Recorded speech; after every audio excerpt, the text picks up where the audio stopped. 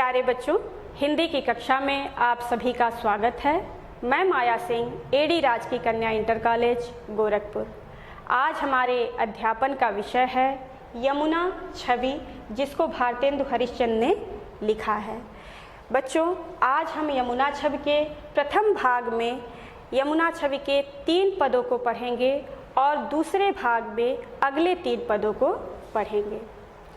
नदियाँ कल कल बहती जाएं, भौरे अपने धुन में गाएं, चांद निकले सदैव नभ में, धरती पर प्रकाश फैलाएं, फूल खिले हों हर डाली, धरती पर हो हरियाली, यही है प्रकृति की सुंदरता, जिनसे होती खुशहाली। प्यारे बच्चों, ये है प्रकृति और प्रकृति का सौंदर्य।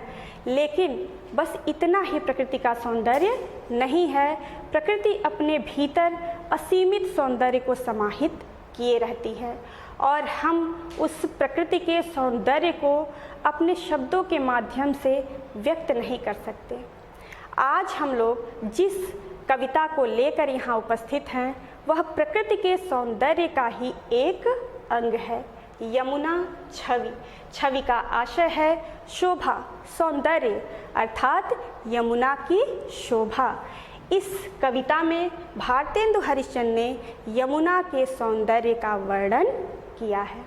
प्यारे बच्चों, आज हम लोग इस कविता के माध्यम से यमुना के सौंदर्य को अपने मन की आँखों से देखेंगे, अनुभूति करेंगे और आनंदित होंगे, क्योंकि प्रकृति के प्रति, प्रकृति के सौंदर्य के प्रति हम सदैव ही आकर्षित होते रहे हैं और प्रकृति का सौंदर्य देखते ही हम उसमें कहीं खो जाते हैं, रम जाते हैं और एक विशेष अनुराग व्यक्त करते हैं, स्नेह व्यक्त करते हैं। बच्चों, नदियों का नाम लेते ही हमारी आँखों के सामने नदियों का पूरा परिदृश्य दिखाई देने लगता है। नदियों की सतह पर चलते हुए पक्षियों का समूह, नदियों में तैरती हुई मछलियाँ, नदियों में चंद्रमा का पड़ता हुआ प्रतिबिंब, नदियों के किनारे वृक्षों की छाया, ये सब हमारी आँखों के सामने घूमने लगती हैं और हम इसको देख करके, महसूस करके आनंदित होते रहते हैं। प्यारे बच्चों, इस कविता का उद्देश्य है प्रकृति के सौंदर्य से परिचित होना और उसके आनंद में खो जाना। लेकिन इससे भी ज़्यादा महत्वपूर्ण उद्देश्य यह है कि बच्चों, प्रकृति को स्वच्छ रखना हम सब की जिम्मेदारी है, हम सब का उत्तरदायित्व है, क्योंकि जब प्रकृति स्वच्छ होगी तभी हम स्वस्थ होंगे, तन से भी और मन से भी।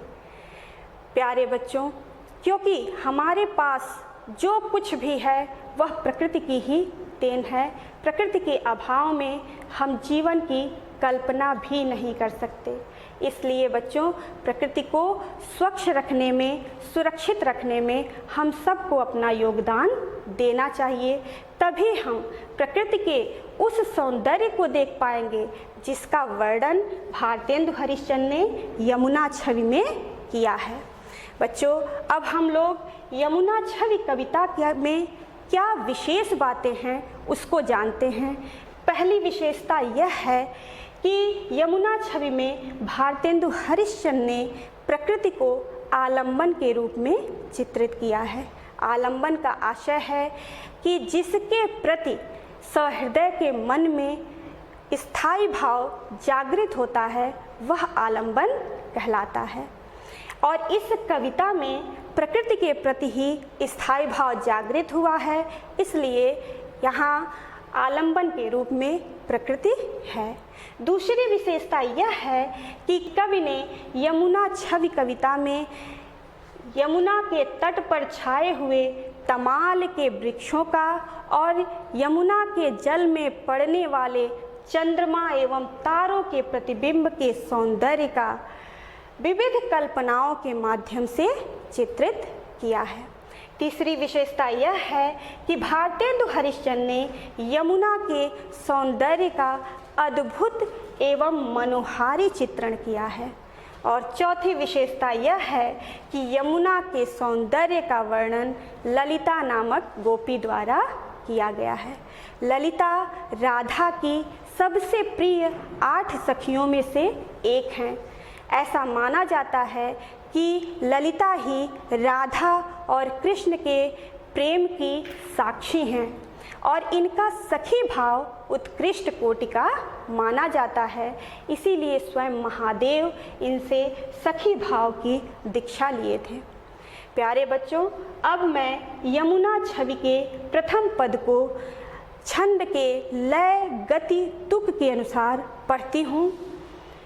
तरनि तनूजा तट तमाल तरुवर बहु छाए, झुके कूल सो जल पर सनहित मनहु सुहाए। कीन्धो मुकुर मैं लखत उझक सब निज निज शोभा, कै प्रणवत जल जानि परम पावन फल लोभा। मनुआ तपवारन तीर को सिमट सब छाए रहत, कै हरि सेवा हित न रहे, निरखि नैन मन सुख लहत। इस कविता में भारतेंदु हरिश्चंद्र ने तमाल के छाए हुए वृक्ष जो यमुना के किनारे छाए हुए हैं उनके बारे में बताया है, उनके विविध रूपों को बताया है। किन किन रूपों को बताया है इस कविता के माध्यम से हम देखते हैं। तरनि तनूजा तट तमाल तरुवर बहु छाए। तरनि का आशय है सूर्य और तनूजा का आशय है पुत्री।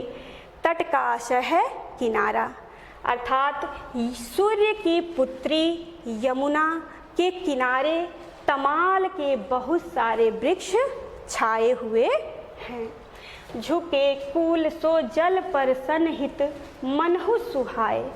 यह तमाल के वृक्ष जो नदी के किनारे छाए हुए हैं वह कवि को किस प्रकार प्रतीत हो रहा है, इस पंक्ति से समझते हैं कि यह झुके हुए तमाल के वृक्ष मानो इसलिए झुके हैं कि वह यमुना के जल का स्पर्श करना चाहते हैं। यमुना के जल के स्पर्श करने के लिए मानो यह झुके हुए हैं, जो अत्यंत शोभायमान हो रहे हैं। कीन्धो मुकुर मैं लखति उझक सब निज निज शोभा। कीन्धो का आशय है अथवा, मुकुर का आशय है दर्पण, लखत का आशय है देखना। अथवा ऐसा प्रतीत हो रहा है कि मानो यह तमाल के वृक्ष अपनी अपनी शोभा को देखने के लिए यमुना के दर्पण में देखना चाहते हैं और देखने के लिए झुके हुए हैं।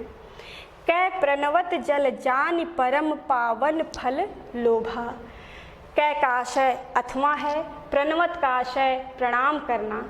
अथवा ऐसा प्रतीत हो रहा है कि मानो यमुना के जल को पवित्र मान करके उनसे पवित्र फल की प्राप्ति करने के लोभ में उन्हें प्रणाम कर रहे हैं, इसलिए मानो यह तमाल के वृक्ष झुके हुए हैं। मनु आतप वारन तीर को सिमट सबे छाए रहत। मनु का आशय है मानो, आतप का आशय है धूप और वारन का आशय है निवारण करना, दूर करना। अथवा यह तमाल के वृक्ष मानो इसलिए झुके हैं कि तीर के किनारे, यमुना के किनारे के धूप को दूर करने के लिए, उसके ताप को दूर करने के लिए सिमट करके सभी छाए हुए हैं। कै हरि सेवा हित न रहें, निरखि नैन मन सुख लहत। अथवा ऐसा प्रतीत हो रहा है कि मानो वो हरि की सेवा करना चाहते हैं और हरि की सेवा करने के लिए तमाल के वृक्ष यमुना के किनारे झुके हुए हैं। और यह दृश्य देख करके कवि को कैसा महसूस हो रहा है उसको कह रहे हैं कि निरखि नैन मन सुख लहत। निरख का आशय है देखना। यह दृश्य देख करके कवि कह रहा है कि मेरी आँखें और मन दोनों सुख को प्राप्त कर रहे हैं, शीतलता को प्राप्त कर रहे हैं। इन 4 पंक्तियों में तमाल का वृक्ष अपने लिए झुका हुआ है और इन 2 पंक्तियों में सेवार्थ भाव से झुका हुआ प्रतीत कवि को हो रहा है। प्यारे बच्चों, अब हम लोग यमुना छवि के काव्य सौंदर्य को देखते हैं। काव्य सौंदर्य के 2 भाग हैं, भाव पक्ष और कला पक्ष। भाव पक्ष में कवि इस कविता के माध्यम से तमाल के वृक्षों के शोभा का विविध रूपों में अपनी कल्पनाओं के माध्यम से चित्रण किया है। यह कविता ब्रज भाषा में लिखी गई है और इसमें श्रृंगार रस एक विशेष प्रकार का प्रकृति के प्रति अनुराग है, इसलिए इसमें श्रृंगार रस कहा जा सकता है। इन पंक्तियों में छप्पय छंद का प्रयोग हुआ है। छप्पय छंद मात्रिक छंद है जिसमें 6 चरण होते हैं और यह 2 छंदों से मिलकर बना हुआ है, रोला और उल्लाला। प्रथम 4 चरण रोला के हैं और अंतिम 2 चरण उल्लाला के।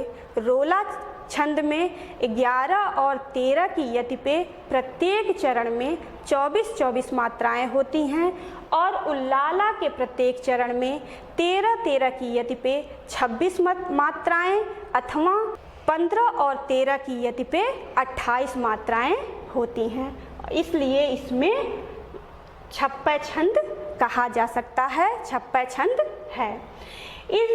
इस पद में अनुप्रास अलंकार, संदेह अलंकार और उत्प्रेक्षा अलंकार का प्रयोग कवि ने किया है। तरन तनुजा तट तमाल तरुवर, इसमें अनुप्रास अलंकार है क्योंकि त वर्ण की आवृत्ति कई बार हुई है। और कींधो कै, ये शब्द संदेह अलंकार के वाचक शब्द हैं, इसमें संदेह व्यक्त हो रहा है, इसलिए इसमें संदेह अलंकार है। और मनवाचक शब्द है उत्प्रेक्षा अलंकार की, इसमें संभावना व्यक्त हुई है, इसलिए इसमें उत्प्रेक्षा अलंकार है। मुक्तक शैली का प्रयोग कवि ने किया है। यह मुक्तक शैली एक पद अपने आप में पूर्ण है, इसलिए इसमें मुक्तक शैली का प्रयोग कहा जा सकता है। और गुण है माधुर्य, ये इस पद को पढ़ते ही हृदय में एक मधुरता का भाव उत्पन्न हो जा रहा है, इसलिए इसमें गुण माधुर्य है। अब मैं अगले पद को पढ़ती हूँ। दूसरा पद है, तिन पे जेहि छिन चंद ज्योतिरा का निस आवती, जल में मिलके नभ अवनी लो तान तनावती, होत मुकुर में सबे तबे उज्ज्वल को भा, तन मन नैन जुड़ात देखि सुंदर सो शोभा, सो कोई कवि जो छवि कही सके, ताछन जमुना नीर की, मिली अवनी और अंबर रहत, छवि एक सी नभ तीर की। इस कविता में भारतेंदु हरिश्चंद्र ने चंद्रमा के प्रकाश के सौंदर्य का वर्णन किया है जब वह यमुना नदी में वह प्रकाश पड़ता है। किस रूप में किया है हम पद के माध्यम से जानेंगे।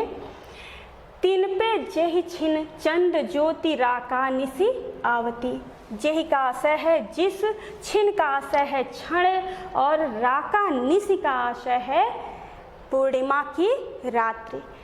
अर्थात कह सकते हैं कि पूर्णिमा की रात्रि में जब चंद्रमा का प्रकाश यमुना के नदी में जिस क्षण पड़ता है तो क्या होता है, अगली पंक्ति में पता चलेगा। जल में मिलके नभ अवनी लो तान तनावती, यह चंद्रमा का प्रकाश जल से मिलकर के नभ और आकाश तक मानो एक सफ़ेद तंबू तान दिया हो। वह प्रकाश पृथ्वी से लेकर आकाश तक एक समान हो गया है, इसलिए कवि ने कल्पना बांधी है कि मानो वह प्रकाश तंबू की तरह तन गया है। होत मुकुर में सबे तबे उज्ज्वल इक ओभा। कवि कह रहे हैं कि ऐसा प्रतीत हो रहा है यह दृश्य कि मानो चंद्रमा के किरणों की उज्ज्वलतम चमक दर्पण के समान प्रतीत हो रहा है। तन मन नैन जुड़ात देख सुंदर सो शोभा। कवि कह रहे हैं कि यह दृश्य देख करके पृथ्वी से आकाश तक एक समान प्रकाश को देख करके मेरा मन, शरीर और नैन, आँखें सभी को शीतलता प्राप्त हो रही है, सुख प्राप्त हो रहे हैं और आनंदित हो रहे हैं। सो को कवि जो छवि कह सके ताछन जमुना नीर की। कवि कह रहे हैं कि यमुना के इस सौंदर्य का वर्णन कोई भी कवि नहीं कर सकता। प्रकृति के सौंदर्य का वर्णन शब्दों के माध्यम से किया ही नहीं जा सकता और कोई कभी भी नहीं कर सकता। किस सौंदर्य का वर्णन नहीं कर सकता? मिल अवनी और अंबर रहत छवि सी नभ तीर की। यह पूर्णिमा की रात्रि के चंद्रमा का प्रकाश यमुना नदी में मिल करके पृथ्वी और आकाश को मानो एक समान कर दिया हो और इस समानता का वर्णन, इस समानता के सौंदर्य का वर्णन कोई कवि नहीं कर सकता। अब हम आते हैं इस पद के काव्य सौंदर्य पे। इस पद में कवि ने चंद्रमा के प्रकाश का जो यमुना नदी में पड़ रहा है उसका अद्भुत सौंदर्य का चित्रण किया है। इसमें भी ब्रजभाषा का प्रयोग हुआ है। यह पूरी कविता ब्रजभाषा में लिखी गई है, छप्पर छंद में लिखी गई है, जैसा कि मैंने पहले चरण में बताया है। अनुप्रास अलंकार और उपमा अलंकार का प्रयोग इस पद में हुआ है। तान तनावती में त वर्ण की आवृत्ति है और सुंदर सो शोभा में स वर्ण की आवृत्ति है, इसलिए यहाँ पे अनुप्रास अलंकार है। और मुकुरमय में उपमा अलंकार है, क्योंकि चंद्रमा के प्रकाश की समानता दर्पण से किया गया है, इसलिए यहाँ पे उपमा अलंकार है। मुक्तक शैली है और गुण भी माधुर्य है। अगला पद मैं पढ़ती हूँ। परत चंद प्रतिबिंब कहूँ जल मधि चमकायो, लोल लहर लही नचत कहूँ सोई मन भायो। मनु हरि दर्शन हेत चंद्र जल बसत सुहायो, कै तरंग कर मुकुर लिए शोभित छवि छायो। कै रास रमन में हरि मुकुट आबा जल दिखरात है, कै जल उर हरि मूरति बसत ता प्रतिबिंब लखात है।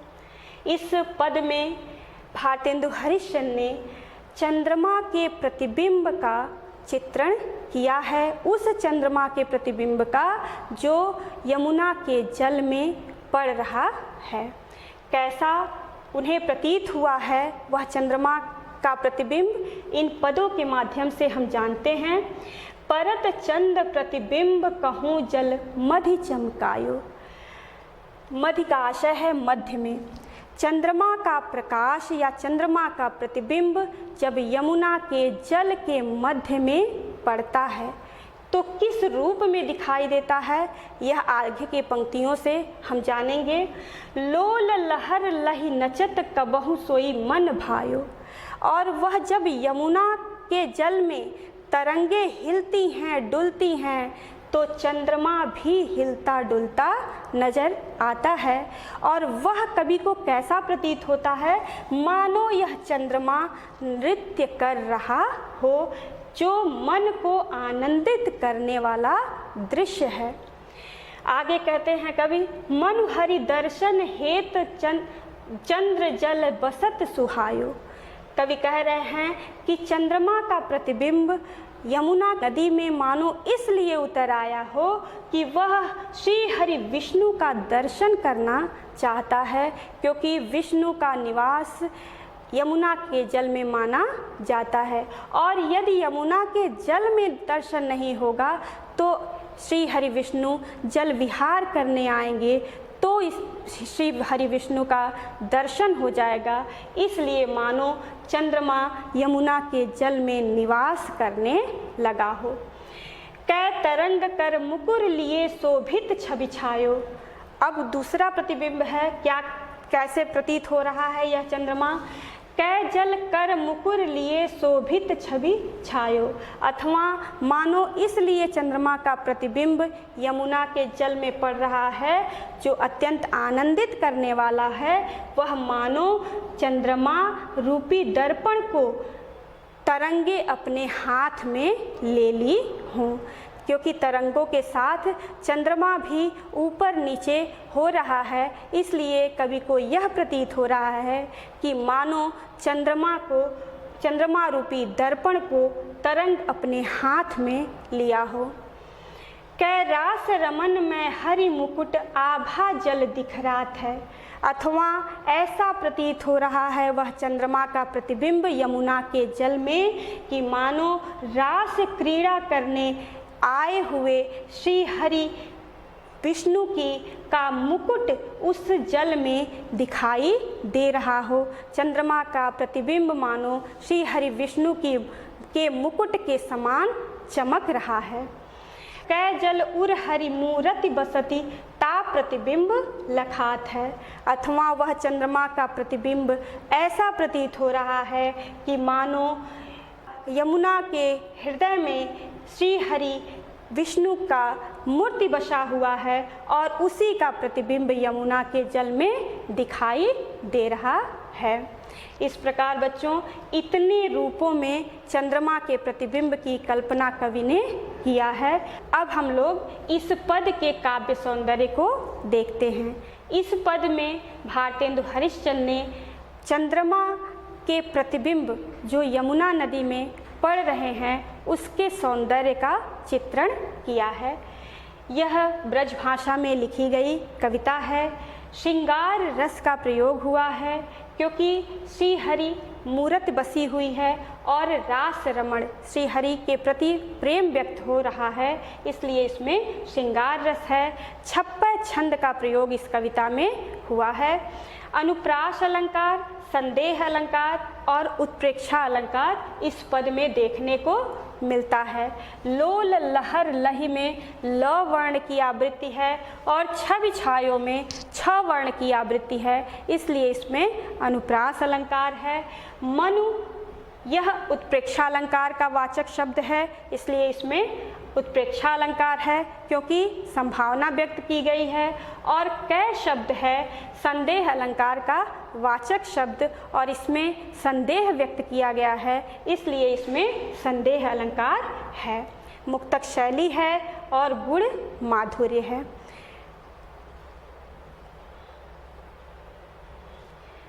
प्यारे बच्चों, अब हम आज के अभ्यास कार्य पे आते हैं।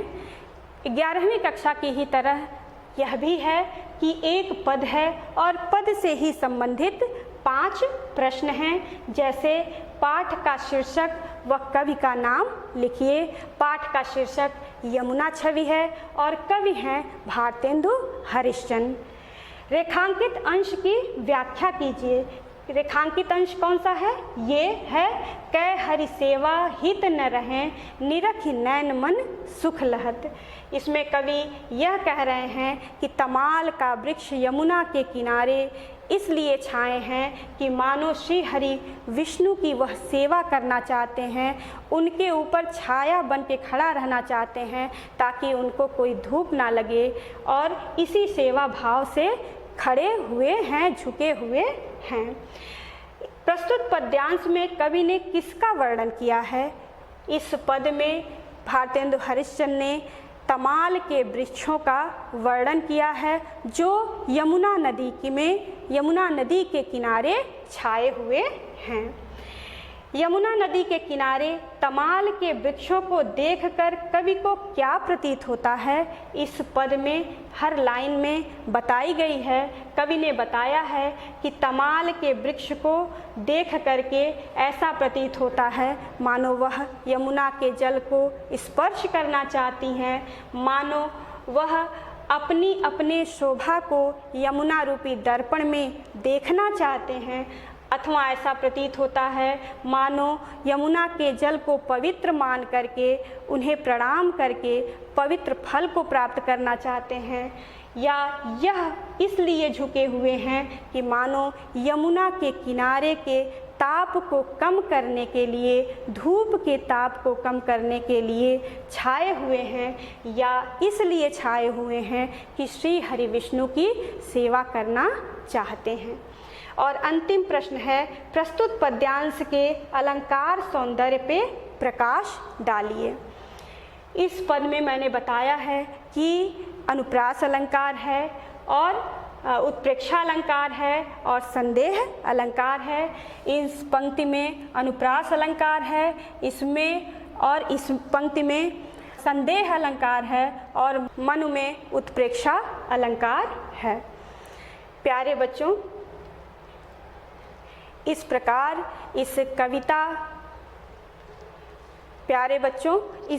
इस कविता का सार यह है कि यमुना नदी के किनारे छाए हुए तमाल के वृक्ष कई कारणों से झुके हुए हैं। अपना सौंदर्य देखने के लिए झुके हैं, या हरि की सेवा करने के लिए झुके हैं, या पवित्र फल को प्राप्त करने के लिए झुके हैं। और दूसरे पद में कवि ने यह बताया है कि चंद्रमा का प्रकाश यमुना नदी में जब पड़ता है तो वह प्रकाश पृथ्वी से आकाश तक एक बना देता है, विभेद समाप्त कर देता है। और अंतिम पद में कवि ने यह बताया है कि चंद्रमा का प्रतिबिंब जो यमुना नदी में पड़ रहा है मानो वह हरि की चमक है, श्री हरि विष्णु की चमक है और श्री हरि विष्णु के मुकुट की चमक है। प्यारे बच्चों, अगले भाग में हम लोग यमुना छवि के 3 पद और पढ़ेंगे। धन्यवाद। खुश रहिए, सुरक्षित रहिए, स्वस्थ रहिए।